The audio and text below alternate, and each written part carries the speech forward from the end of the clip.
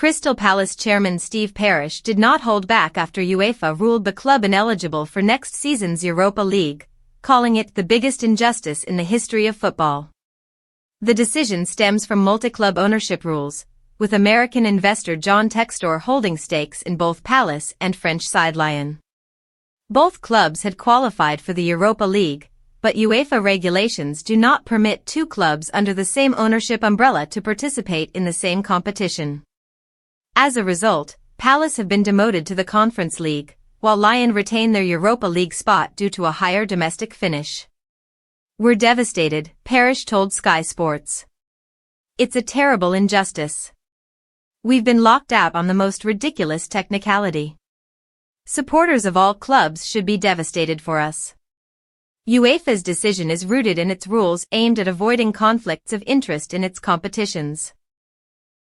The rulebook outlines that clubs must not share management, administration, or sporting control with any other participant.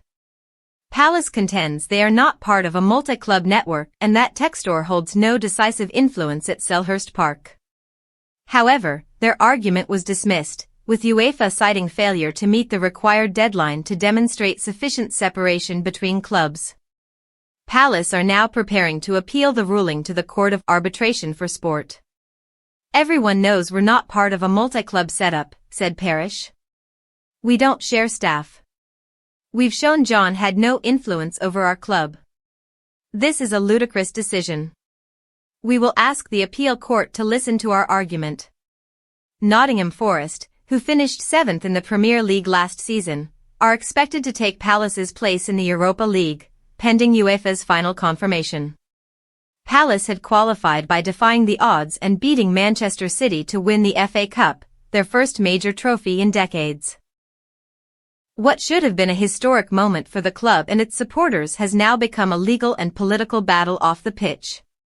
UEFA's rules around multi-club ownership have gained traction in recent years, aiming to safeguard the integrity of competitions.